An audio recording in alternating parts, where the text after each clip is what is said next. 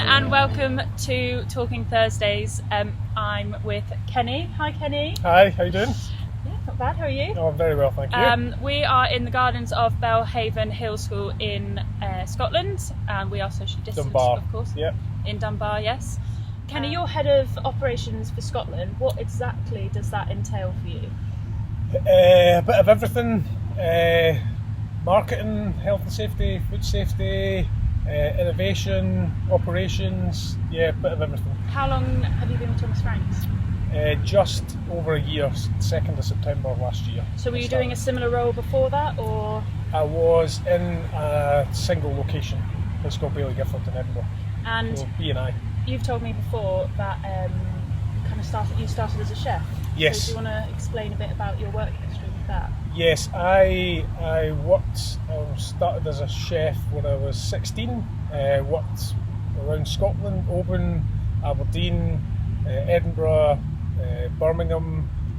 Went out to Australia, came back, and then I worked in hotels, and then came into contract catering at Edinburgh Castle and was there for about 6 years before I went into management. During the pandemic, obviously Thomas Franks is, as a whole company, set up feeding communities, and Thomas Franks Scotland played quite a big part in that. Yep. With nearly 10,000 free fresh meals to local charities and organisations to help the vulnerable. So could you tell me what role you played in that? Tommy, our exec chef, called me the gatekeeper. So I was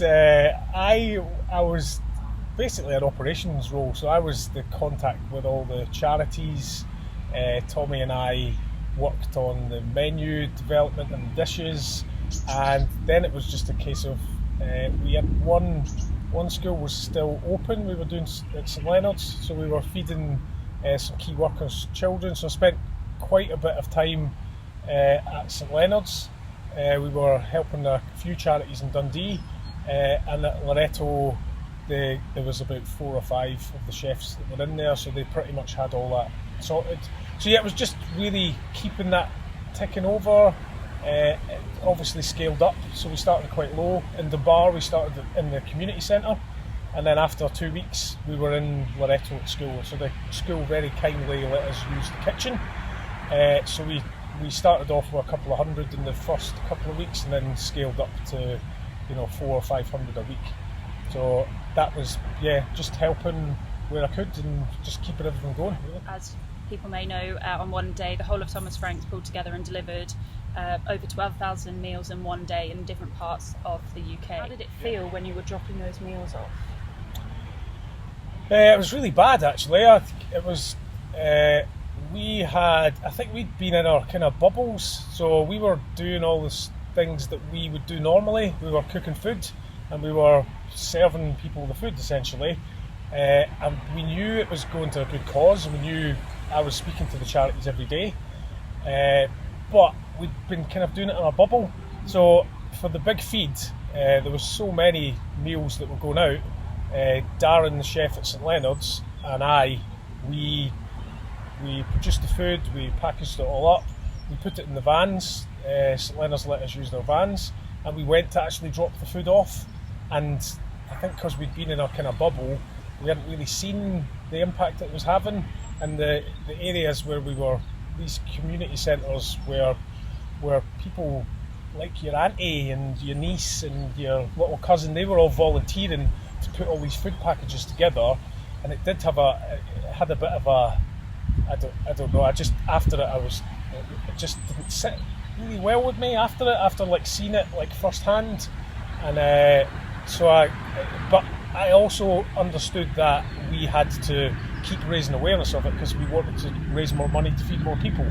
But it was that whole point of let's take a picture of us handing the food over. It just felt a bit, it didn't feel great at the time. But ultimately, the people who needed the food got the food, so it didn't really, none of that stuff really mattered. But it was a bit of an eye opener, and I'm sure we'll come to the kind of legacy part of it. But that's probably what's going to drive us to make sure that happens. Now, and we are starting Beyond Education Being Human. So do you want to tell us a bit about what that means to kind of Scotland? So in our independent schools, our head teachers and our clients, they're always talking about the older kids before they leave school about having life skills, and it's always on the agenda. And we as a company, Frank especially, came up with the idea of continuing to make the meals, to produce the meals to tackle hunger, and the best way to do that was to get the kids involved. So with our amazing head teachers who are really supportive of that, we've started a project where it's almost like we'll teach the kids a bit of extracurricular stuff. We'll teach the kids the basics of cooking. They'll help to produce the meals. We'll start off small and then we'll scale it up, but they'll help to produce the meals, and then the charities will come and pick those meals up. And then ultimately, at the end of the process, we're looking that the kids would go with the guys from the charities and actually deliver the food and see it as I did, and hopefully that will be the legacy that we create from it. To summarise kind of what Kenny is saying, young people will learn life skills, they will be giving back to their community and understanding kind of the effects, not just of the pandemic, but kind of life in general. And like Kenny said, they'll get to witness that firsthand, and then they'll feel really good about giving back. Yes, quite a lot of the kids won't have had any exposure to that whatsoever, and I know it is something that the schools are always talking about. It's those life skills, those different life experiences, and ultimately again the end goal is to help people that don't have food. And there's so much of it going, like we're not even scratching the surface.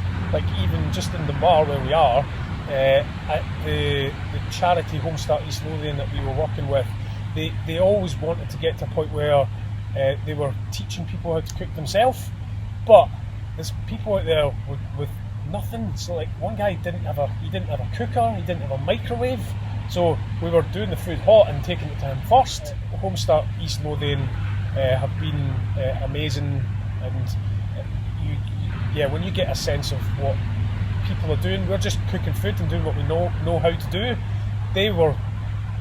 All those volunteers were doing things that they weren't used to doing, and they were going over and above. So yes, we were desperate to make sure that we have some kind of legacy for them. Kind of moving away from this, I've asked everyone this, kind of gives me an insight into people's more so personal life. If you could have dinner with any three people, who would it be, why, and what meal would you have? When I watched Steve's last week, I did think about it. Straight away, I would have Marco Pierre White. So, but like maybe not Marco Pierre White now, like Marco Pierre White when he wrote White Heat, which was just a groundbreaking cookery book, amazing. If you look in the pages of it and the pictures that you see of him, and there's like Gordon Ramsay in the background, who was his commie chef, and so I would invite Marco Pierre White because obviously he would be massively entertaining. I would most probably invite Jim Morrison from The Doors. He always kind of fascinated me. He always has done. I was really liked The Doors, the film. Read quite a few books about him. He's just a really interesting character, and I think he'd be quite good value at a dinner party. And so probably World of Cooking, Marco Pierre White, kind of music, Jim Morrison, and then maybe a kind of sporting figure. I don't know, probably someone like probably Bradley Wiggins. I quite like listening to Bradley Wiggins. He's obviously had he won the Tour de France. He was the first British rider to win it. I really enjoy watching cycling. I really enjoy cycling, and it's been interesting. I was there when he won his gold medal at the Olympics.